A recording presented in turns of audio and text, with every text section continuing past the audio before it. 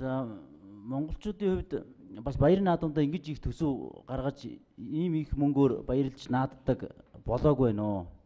Энэ бол одоо бид бүгд мэдж байгаа энэ Монголын эдийн засаг тэгээд энэ бусад салбаруудад хөрөнгө мөнгө ямар их гачигдaltaй хэцүү байгааг бол мэдж байгаа шүү дээ. Тэгээд энэ баярын наадамдаа ингэж мөнгө гаргана гэдэг бол үнэхээр дэндэж байна, арай хэтэрч байна.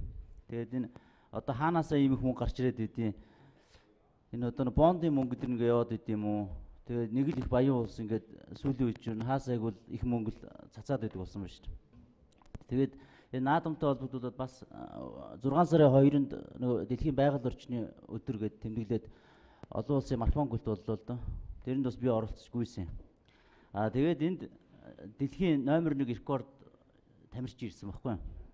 Марафон гүйлтийн дэлхийн номер 1 рекорд эзэмшигч тамирч ирээд оролцлоо. Тэр хүний зардлахад $450,000 зарцуулж Монголд авчирж байгаа байхгүй.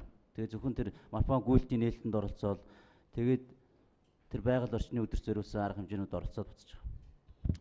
Тэгэхээр энэ бол бас арай хэтэрч байна. Одоо би энэ зураг авахулсан байгаа энэ хамт. Тэгээд энэ твиттерт дээр тавьсан байгаа. Тэгээд энэ ч одоо арай хэтэрч байгаа үст. Энэ мөнгөөр $450,000 бол Монгол мөнгөөр 648 сая төгрөг байгаа байхгүй. Тэгээд энэ 648 сая төгрөгөөр бол маш их зүйлийг хийж болно шүү дээ. Би тэгээд жишээ аваад хэдэн зүйлийг хийсэн байна. Энд чинь Монгол гэр гэгч одоо 1 сая төгрөг байгаа шүү дээ. Тэгэхэд одоо гэртээ олуулан амьдардаг нэг залуу гэр бүл өрх тусгаарлаад гэр бариад гарч чадахгүй тийм ядарсан ард түмэн зөндөө юм байна шүү дээ. Маш олон байна. Тэр судалгаа тоогийн ч гэсэн гаргаж болно. Тэгэхэд 648 шинэ айл өрх сайхан гэрээн бариад гарах боломж биш шүү дээ. 648 айл орох оронтой болж шүү дээ. Энэ бол бас арай дэндсэн асуудал байгаа. Тэгээд жижиг дунд үйлдвэр өнөөдөр монголчууд өөрсдөө одоо оймс бандажид үйлдвэрлэж чаддаг шүү дээ. Сүүлийн үед нэг оймс үйлдвэрлэдэг болоод нэг Солонгост ажиллаж байгаад ирсэн залуу өөрийнхөө өстө бор зүрхээр нэг оймсны үйлдвэр оруулж ирээд ажиллаад явж байгаа шүү дээ. Тэгээд энд яагаад энэ үйлдвэр байгуулахад одоо энэ чинь хэдэн үйлдвэр байгуулж байна? 13 үйлдвэр байгуулж байгаа байхгүй юу? Тэгээ 13 үйлдвэрийг дагаад ажлын байр хэдэн ажлын байр гарч ирэх вэ? Хэдэн хүн ажилдаа орлоготой болох вэ? Ажлын хөдөл өнөөдөр Монголд ямар байгаа вэ? Тэгээ ингээ аваад үзэхэд маш олон асуудлууд гарч ирнэ. Энэ бол арай дэндэж байгаа. Тэгээд одоо бид нар энэ мөнгийг боловсролын салбарт зарцуулмаар шүү дээ. Энэ залуучуудын энэ улс орныг авч явах ирээдүйн залуучууд улс орны авч явах хүмүүс чинь залуучууд чинь өнөөдөр ихтэй сургууль гадагшин сургууль хэдэн хүүхэд төр явуулмаар шүү дээ. Тэгээ тэрний төлбөрт тэр зарцуулъя л да. Тэгвэл ийм амин чухал тулгамдсан Монгол үндэстний язгуур эрх ашигт амин чухал ийм асуудлуудаа хөрөнгө оруулалт хиймээр байна. Тэгээ засгийн газар одоо энийг ойлгож мэддэг юм уу? Нэг л их баярлал цэнгэх дуртай ийм улс. Баяр сайхан тэмдэглэдэг, ард түмэндээ таалагдахсал ийм л нөгөө арчлын дүр хэсгэгчтэл байж тээ одоо тий. Нэг л их баян улс шиг, сайхан улс шиг. Тэгээ ингэж болохгүй. Энэ засгийн газар одоо энэ мөнгөө юунд зарцуулахаа мэддэг юм бол сайхан зөвлөгөө өгч болж байна. Одоо энэ мөнгийг ийм зарцуулмаар байна гэдэг ийм зөвлөгөөг нөгөөд тэгээд тэр юмд зарцуулаад явмаар байна шүү дээ. Мэддэг юм уу? Эсвэл мэдсээр үж ингэж байд юм уу? Энэ ард түмнийг доромжилж шүү дээ. Энэ арай хэтэрч байна. Тэгээ одоо энэ Монгол Улсын ерөнхийлөгч элбэгдэрж бас зарлиг гаргасан шүү дээ. Нөгөө дэлхийн топ 100 сургуульд гарах улсын зардал сургахад тэр их зөв зарлиг болсон байхгүй юу? Тэгэхээр тэр юмд тэр зарцуулалт тэгвэл. Тэр энэ одоо зарилгаа дэмжиж энэ мөнгөө тэр бас зарцуулж болно шүү дээ. Одоо заавал одоо арчилсан нам өөрсдийнхөө юмд тэр дэмжлэг санхүүжилтээ хийх гэдэг бол одоо тийм юмдаа зарцуулж болно шүү дээ. Тэгвэл энэ бол Монгол үндэстэнд бас хэрэгтэй байхгүй юу? Тэгэхээр ийм тэр зөв зарлиг марилгаан дэмжиж явна үз. Эсвэл одоо юу хийж болох вэ? Та нар ингэ бодоод үзэхгүй юу? Энэ маш их мөнгө байхгүй юу? Одоо би энэ юун дээр мөнгөн дээр тим хийж болох байсан гэ тэрийг болно шүү дээ гэсэн засгийн газарт бас зөвлөмжийг гаргаад өгч болно. Тэгээ энэ сүүлийн үед баяр наадам ямар болсныг та бүхэн мэдж байгаа шүү дээ. Нэг пиадлуудын наадам болсон шүү дээ. Хурдан морь уралд нь яах вэ? Нэг хэд олигархууд лөөвөрчдийн морь төрүүлж ирдэг. Тэгээ жирийн ард түмний морь хурдлахаа байсан шүү дээ. Хамгийн юм мөнгөөр аваад.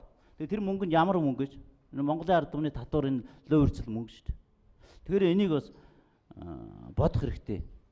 Тэгэхээр энэ наадмыг ч гэсэн бас зөв зохистой явуулдаг. Ямар системээр явуулах вэ? Тэ энэ бүх тэгээ энэ наадмаас бас нэг зөв юм авч үлддэг юм шүү дээ. Залуучууд нэг үндэсний уламжлал соёл бас үндэсний түүх соёлоор бахархах тийм юм мэдлэг мэдээлэл олж авдаг юм алга шүү дээ наадмаас. Сая энэ хүүхдийн баяраар ч гэсэн харж байгаа та нар яаж тэмдэглэж байна. Нэг Сүхбаатарын талбай дээр хэдэн майхан бариад хэдэн хүүхд болсон болоогүй тоглолт юм бол одоо энэ хүүхдүүдийн дуулдаг дуу тоглоомч гэсэн шал өөр болсон шүү дээ. Хип хоп даална хэдэн тим байна гэдэг тийм л юм ярьж шүү дээ. Тэгэхээр одоо бид нар чинь нөгөө гоё номтой нөхөрлөө номоо унши номондоо хайртай ч гэдэг юм нөгөө маамун аашир гэдэг тэр гоё дуунуудаа дуулаад хийдэг тэр сайхан байхгүй шүү дээ. Тэгэхээр энэ бол ер нь сүүлийн хэдэн жил энэ завхралд орсон юм байгаад. Тэгэхээр энэ минь засмаар байна өө тэгээд. Тэгээд энэ засах талд нь одоо зөвлөмжийг өгч болно. За. Юуны төрөө та бүхний мэнд хүргэе. Онлайн парламентын гишүүн Батсанбүрэл. Тэгэхээр өнөөдөр бидний гол сэдэв бол энэ улсын баяр наадмын тэмдэглэх 50 тэрбум төгрөгийг ямар их хөсвөрээр гаргаж зарцуулж байгаа юм бэ? Түүний зарцуулалт нь оновчтой юу? Дээрээс нь монголчууд энэ баяр наадмыг ийм өргөн дэлгэр тэмдэглэшгээ бус асуудалтай хандж байгаа юу гэдэг асуудал дээр бид анхаарал хандуулаач гэж хэвлэлнээс хүсэж байгаамаа. Баяр наадмын комиссийг шадар сайд ахалдаг Тэрвч тав гэж хүн. Тэр хүн ээж хүү хоёр сэлэнгэд живээд алга болоход нь санаа зовоогүй. Улсын баяр наадмаа тэмдэглэж хэдэн хүмүүс ууж идэх нариг цэнхэд санаа зовоо сууж байгаа. Ийм л дүрхтэй байж байна. Уг нь тэр хүний мэдээлэлд баяр наадмаас гадна онцгой байдлын асуудал байгаа. Улс орны өмнө тулгамж байгаа олон асуудлууд, иргэдийн амь нас, эрүүл мэнд сүйдэж байгаа асуудлууд дээр шадар сайд түүний хариуцсан чигүүргийнхэн чимээгүй байгаа. Ерөнхий сайдын ууланда яваад төөрөх, зугаалж яваад төөрхөөр нь авардаг. Ердийн иргэнийг голж ивээд алга болохоор нь орхидог. Ийм л төр, ийм л шадар сайдтай болсон. Монголчуудынхаа ирээдүйг худалдаж, эзэн хааныхаа нэрээр нэрлэж бонд тусгасан өрийн бичиг. Өдрөөс өдөрт өрийн хүүн нэмэгдэж байгаа. Харамсалтай тэр мөнгөө зугаал цэнгэх, баяр тэмдэглэх төдийгөр үрж байгаа нь Монгол улсын иргэний хувьд энэ үр миний нэр дээр бас үүсэж байгаа үед бас санаа зовж байгаамаа. Монголын иргэн болгон энд байгаа сэтгүүлчд энийг үзэж байгаа иргэн бүхний нэр дээр Монгол улсын иргэний хувьд өрийн бичиг үүсэж байгаа. Ийм учраас тэр 50 тэрбумыг наадам зохион байгуулалт зарах нь зөв юм уу? Тэгвэл юу зарах юм бэ гэдгийг Монгол улсын иргэнээс үр төлөх хүнээс асуусангүй. Яагаад асуухгүй байгаа бэ? Бидний өмнө шудраг ардчилсан гэж хэлж иргэдийн олонхын сандыг авсан өнөөдрийн эрх хэрэгчид, ардчлагчид, засгийн газар энэ асуудлууд дээр яагаад ардчлалыг, шудраг ёсыг зөв зарчмыг баримтж болдгүй юм бэ? 50 тэрбум төгрөг болохоос энэ бол 5 төгрөг биш ээ. Энэ асуудлыг бид бас хөндөх ёстой, иргэдээсээ санал авах ёстой гэж бодож байгаа. Өнөөдөр цалингаа аваагүй төрийн албаагч нар олон байна. Олон сонсогч байна. Тэр хүмүүст яагаад цалингийг өгөхгүй байгаа юм? Тэр мөнгнөөсөө. Өнөөдөр сургууль цэцэрлэгэнд хүрэлцэхгүй байгаа иргэд хүүхдүүд зөндөө байна. Тэдэрд яагаад зориулж ажил үйлчлэгээ явуулах байгаа юм бэ? Энэ асуудлыг бид тавьж байгаамаа. Түүнээс гадна урлагийн зориулсан маш том төсвийг тавьсан. Энэний цаана сонгуулийг тойрсон урлагийнхныг худалдаж авах гэсэн урлагийн зориулсан шоу гэж иргэний хувьд хардж байгаа. Иргэн хүн хардах хэрэгтэй. Хардах ирэхээр сэрдэг ирэхээр үгээ ээлэг ардчлалын үндсүүлээр бид энэ хэвлэлийн байгууллага хийж байгаа. Энэ асуудлыг тавьж байгаа. Өнөөдөр бидний хүсдэг тэр ардчлалд иргэнээс нэг төгрөг зарахтаа асуудаг гэсэн тэр зарчим алга болсон. Иргэдийнхаа нэрээр тавьсан үрийг зугаа цэнгэлдээ зарцуулдаг болсон.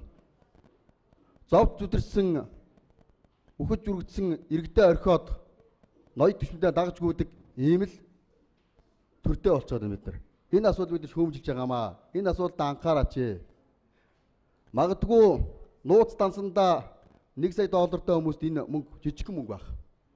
Тэгвэл энэ бол Монгол улсын иргэн бүхэнд, иргэн бүрийн нэр дээр ирээдүйд маш их том асуудал. Энийг төр засгийнхаа анхаарах ёстой. Энийг Монгол улсын иргэд анхаарах ёстой. Саналаа гаргах ёстой. Энэ бидний нэрээр үүсэж байгаа үрийг юун зарж байна вэ? Бидний өгсөн татварыг юун зарж байна гэдэг бид хянах, шалгах, асуух хэрэгтэй гэж бодож байгаа. Энийгээ бид засгийн газраас шаардж байгаа, асууж байгаа. 50 тэрбум төгрөгийнхаа задрага гаргаж өгөөч гэж шаардж байгаа. 50 тэрбумаа ямар үрхээр, ямар үндслээр, ямар компани, ямар аж ахуйн нэгжид өгж байгаа юм бэ? Тэрийг нь бид ил гаргахыг шаардж байгаа юм. Цаашид нэг төгрөгийг ч гэсэн Монгол улсын иргэнээс асуудаг байгаа гэж бид хүсэж байгаа юм. Энийг л бид хүсэж байна. Энийг төрийнхөндөө хүрэхийг зорж байгаамаа. За та бүхнээс асуулт байвал бид бас хариулж болохоор байна.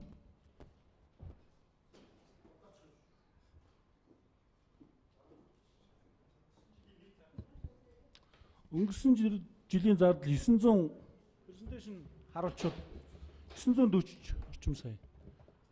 Тий. Тэрүүн төгрөг хүрээгүй байгаа юм.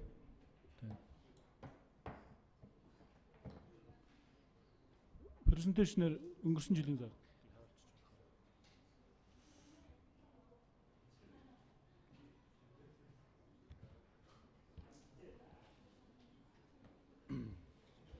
За өөр асуулт байхгүй юу? За та бүхэн